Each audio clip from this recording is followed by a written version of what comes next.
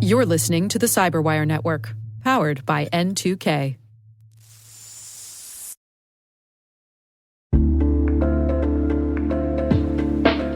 And now, a word from our sponsor, SpyCloud, the cybercrime analytics leader. SpyCloud disrupts cybercrime by telling you what criminals know about your business and your customers, so you can take action to prevent ransomware, session hijacking, account takeover, and online fraud. SpyCloud constantly recaptures and analyzes new data from the criminal underground, including credentials, session cookies, and PII siphoned from malware-infected devices.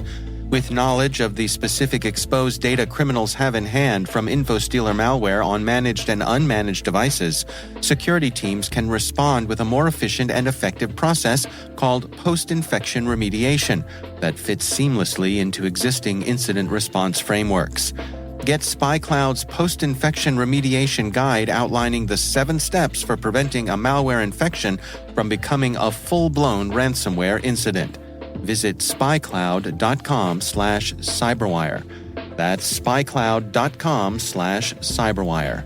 And we thank SpyCloud for sponsoring our show.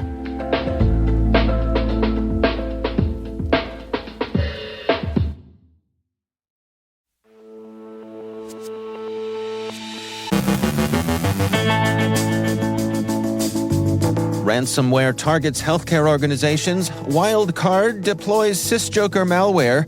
DPRK cryptocurrency theft. The status of Ukraine's IT army. A Russian news outlet unmasks kill milk. Our Industry Insights guest today is Guy Bejerano, CEO and co-founder of SafeBreach, discussing the benefits of breach and attack simulation. And there's discord on dark markets about large language models.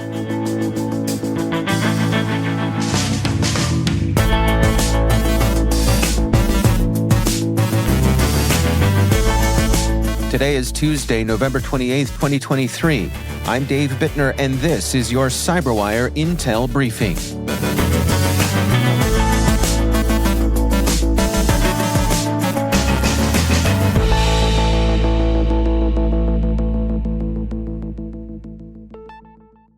Our top story today involves a major ransomware attack targeting Ardent Health Services, a Tennessee-based healthcare provider, on Thanksgiving, causing significant disruptions across hospitals in East Texas, New Jersey, Idaho, New Mexico, and Oklahoma. The attack affected all 30 of Ardent's U.S. hospitals, necessitating the diversion of ambulances to alternative facilities. In response to the attack, Ardent's technology team immediately started working to protect data and restore system functionality. They took their network offline, suspending access to various IT applications, including corporate servers, the internet, and clinical programs. The incident has been reported to law enforcement, and Ardent is collaborating with third-party forensic and threat intelligence advisors. The extent of any compromised patient health or financial data remains unclear. In a related development, Vanderbilt University Medical Center in Nashville, Tennessee, is probing a cybersecurity incident involving a compromised database. Preliminary findings suggest that the database did not contain personal or protected information about patients or employees. Furthermore, the patient engagement company WellTalk reported a breach earlier this year following an attack by the Clop ransomware gang. This incident exposed data of at least 426,000 patients from Premier Health in Ohio and another company based in Georgia. These stories highlight the vulnerability of healthcare organizations, the degree to which attackers are finding them attractive targets, and the challenges security professionals face when preparing for and responding to these threats. BlackBerry's Global Threat Intelligence Report for the third quarter of 2023 reveals a significant rise in unique malware samples compared to the previous quarter. The financial services sector remains the most frequently targeted, with evidence suggesting that the same cybercriminal groups might be attacking various institutions across different economic sectors. This trend is partly attributed to the growth of malware-as-a-service platforms like Rusty Stealer, Redline, and Lumna Stealer, which are widely available on underground forums and marketplaces. These developments have led to a convergence of attacks on traditional cybercrime targets and critical infrastructure in various countries, facilitated by the use of shared and commodified tools. Additionally, the report highlights a notable 181% increase in unique malware attacks in the healthcare industry. Researchers have discovered a new variant of CyberJutsu malware written in Rust that is actively targeting mostly Israeli entities amid the ongoing conflict between Hamas and Israel. Checkpoint, who analyzed the malware, hasn't attributed it to any specific group, but observes its use aligns with Hamas interests. CyberJutsu, previously developed in C++, has been employed since 2021 in attacks against infrastructure, potentially linked to the electric powder operation targeting Israel Electric Company, attributed to the Gaza cyber gang. Intezer, first to report on CyberJutsu, identifies the current activity as the work of an advanced persistent threat group they name Wildcard. This APT engages in social engineering tactics like phishing emails, fake social media profiles, and bogus news sites, and also exploits legitimate cloud services. Intezer notes that Wildcard, whose exact affiliation is unclear, consistently targets Israeli critical sectors, including education, IT infrastructure, and possibly electric power generation. Researchers at Sentinel-1 have identified 2 North Korean cryptocurrency theft campaigns named Rustbucket and Candycorn. The Rustbucket campaign initially employed a secondary malware called SwiftLoader, disguised as a PDF viewer.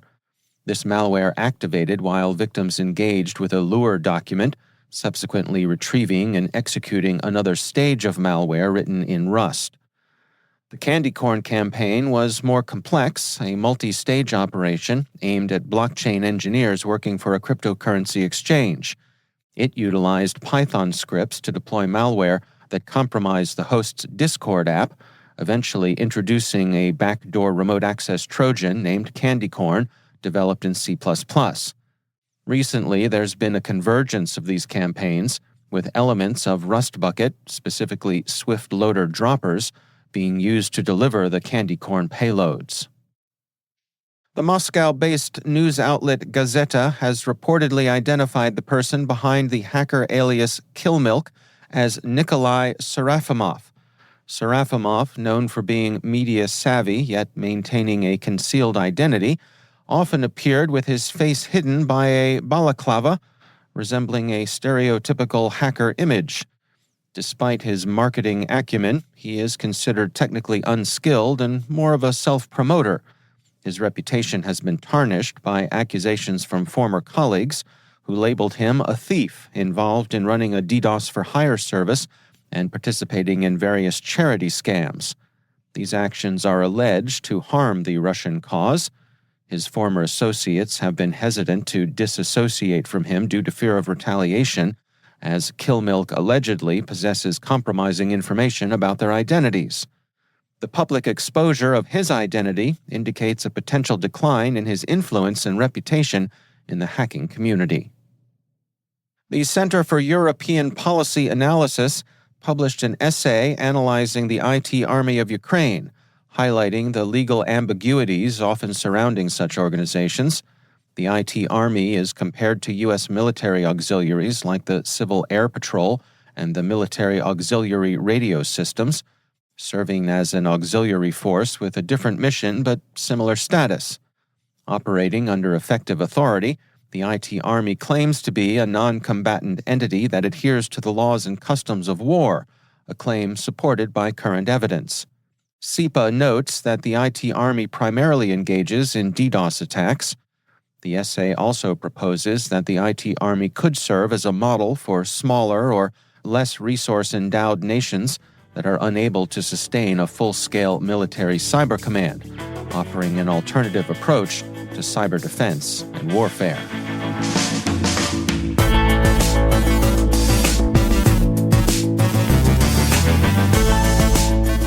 Coming up after the break, our guest, Guy Bejerano, CEO and co-founder of SafeBreach, discusses the benefits of breach and attack simulation. Stay with us.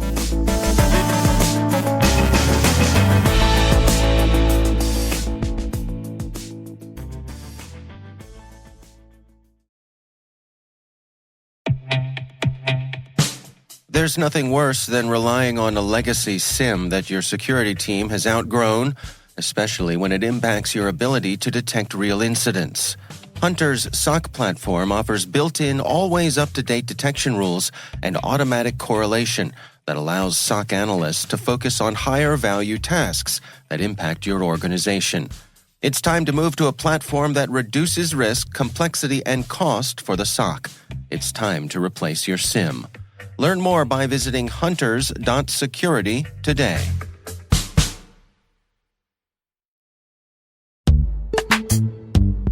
This episode is supported by Code Comments, an original podcast from Red Hat. Be honest, do you comment your code? When you're working on a project and you leave behind a small note in the code, a code comment, to help others learn what isn't clear in the code. Sometimes we leave comments for other people. Sometimes we leave comments for ourselves, a type of breadcrumbs.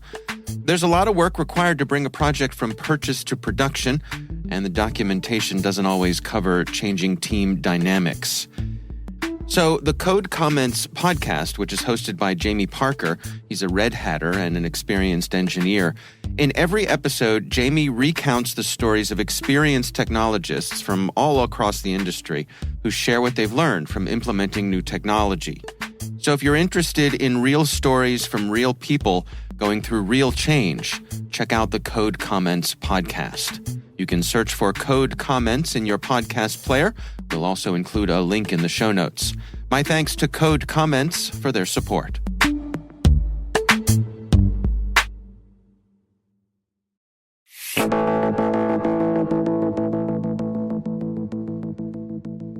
A growing number of organizations are finding that breach and attack simulation plays a critical role in their enterprise security programs, automating threat vector testing to enhance defenses.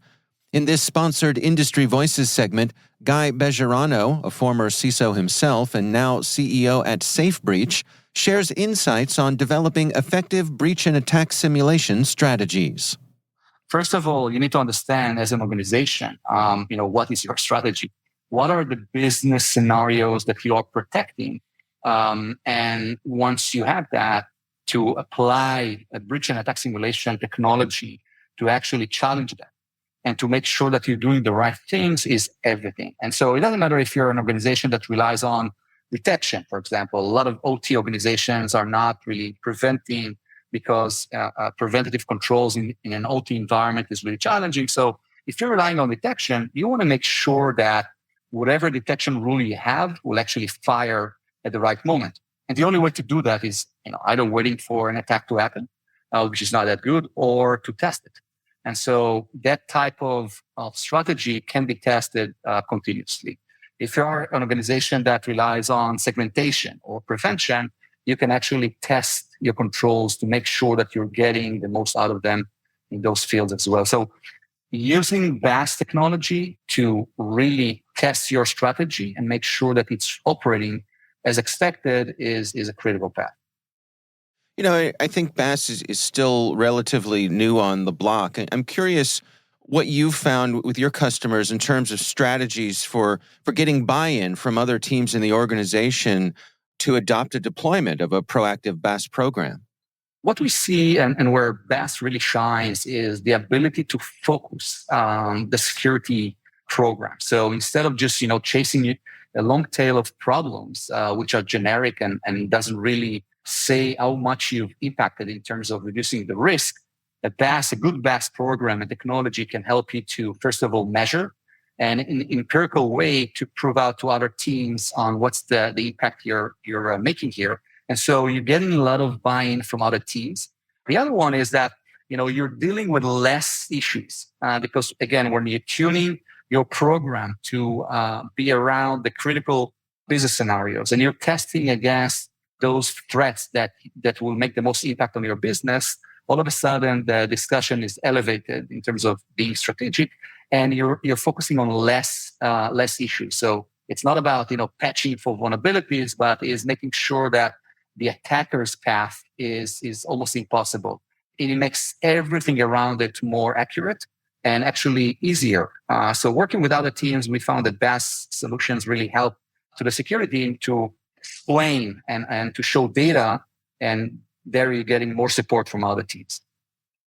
How do you measure success? When you're looking at things like KPIs and metrics, what sort of things should people be focusing on to see how well they're doing? So this is a great question. So in terms of KPIs, there are a few measurements that can be used here, and really depends on the way in your risk appetite and how you're looking at security in terms of strategy. Definitely measure your time to detect. So think about an organization that relies on a lot of detection rules and detection engineering. You'll be able to actually test your detection mechanisms and making sure that, first of all, they will fire at the right time, that the alert is getting to the right person, that, the right ticket is opening in your ticketing system, and you can close the entire operational cycle. Very easy to measure. I think that detection time is critical, obviously, because your ability to actually take action before something materializes to be a real issue. You can measure, so KPIs can be around reducing your attack surface over time. So, you can fire millions of attacks, let's say different permutations of ransomware against your controls. And you can see how over time you're reducing the ability of an attacker to exploit your systems, again, in a certain way. And that's also very measurable and easy to show for. You can look at things like, in terms of, again, KPIs, what's the ROI I'm getting from my security controls? So I want to make sure that, if my security budget is increasing in 20%, I can show my board that I'm reducing my risk in whatever percent you choose to. But it's all measurable. So that's another KPI. It can be a business KPI. And it can be operational KPI, like, I have 50 different gateways and I have the same solution that protects all gateways. I want to make sure that I'm getting the same output for my security control. So hold your vendors accountable for what they promise. And with the best solution, you can actually do that. So you can make sure that your Palo Alto, your CrowdStrike, your Splunk will actually work as expected across the organization. If I'm a CISO and I need to make this case that this is something I want to implement, I'm imagining myself walking in and talking to my board of directors. Any tips on how I communicate the value of this for the various decision makers and stakeholders? Well, first of all, I think that regardless of what best technology you deploy, I think that, for a CISO, and again, coming from a CISO position, in my history, it's most important to, whenever you're in the boardroom, to talk about business impact and not just security. You don't do security for security. It's all about the business and what's the business impact. So if you're able to establish that type of lingo with your board and create a repeatable model where you present data and show for, what's your exposure against certain threats and what's the impact to the business, it can be a downtime, can be loss of data, etc. And if you can have that empirical way of measuring the impact and provide that information to the board, I think that's very interesting and what we see around. So first of all, define the strategy you're going after, and then tie it to data. Data is everything. And if you can repeat that quarter over quarter and be predictable, much like, CFOs, then you're starting to create value to the board. I know you are a former CISO yourself, and I'm curious, based on your experience, where do you suppose that we're headed here in terms of proactive security as you look towards the horizon and some of the challenges that we're facing? Yeah, as you look at the horizon and the fact that attackers are becoming more sophisticated, everything is more automated. Obviously, with the insertion of AI and other technologies, you want to have the level of proactiveness to a point where you have enough time to act before an impact is carried. So if you look at the time that it takes for a new threat to be materialized in the market, and if it, a matter of days today, I think it's around 6 or 7 days, something like an SLA around understanding how am I exposed to a threat before the time of materialization in the market, I think it's critical. So automation, embed within everything that you do in your operations, testing capabilities. So you'll be able to know firsthand and to be the first one to know about something that can happen and you can take action. We have, for example, a 24 hours SLA. So whenever there's a CERT alert or an FBI alert and the IOCs Or TTPs are available. We add it to the product in 24 hours. That's our promise to our customers, so they can, take action before that certain threat is populated through the entire market. That's Guy Bejerano, CEO at SafeBreach.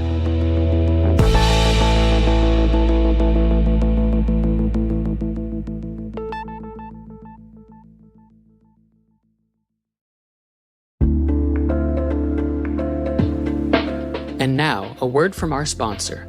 The Johns Hopkins University Information Security Institute is currently seeking qualified applicants for its innovative Master of Science in Security Informatics degree program. Study alongside world-class interdisciplinary experts and gain unparalleled educational, research, and professional experience in information security and assurance. Want to see for yourself? Student researchers will be presenting their capstone projects on December 13th and 15th from 10 a.m. to 2 p.m. on JHU's Homewood campus. For more information about their projects and the MSSI program, visit isi.jhu.edu.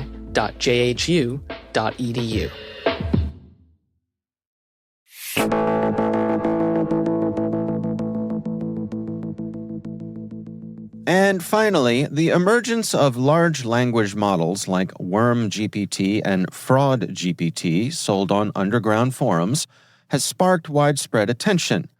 Sophos XOps conducted an in-depth study revealing a mixed reception among cybercriminals.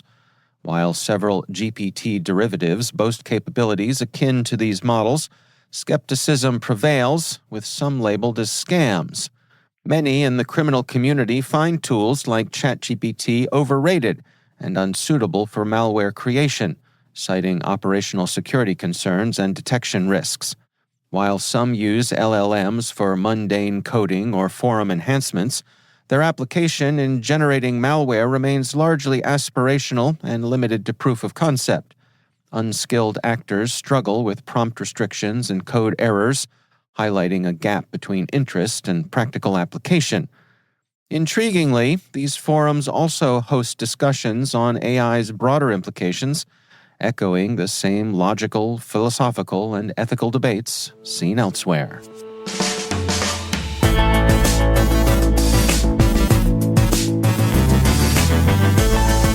And that's the CyberWire. For links to all of today's stories, check out our daily briefing at thecyberwire.com.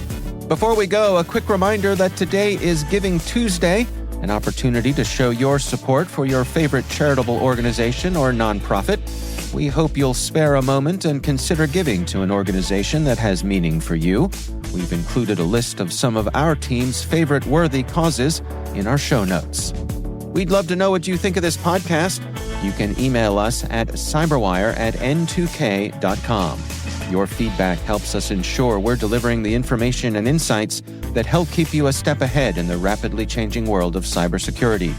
We're privileged that N2K and podcasts like the CyberWire are part of the daily intelligence routine of many of the most influential leaders and operators in the public and private sector, as well as the critical security teams supporting the Fortune 500 and many of the world's preeminent intelligence and law enforcement agencies. N2K Strategic Workforce Intelligence optimizes the value of your biggest investment, your people. We make you smarter about your team while making your team smarter. Learn more at n2k.com.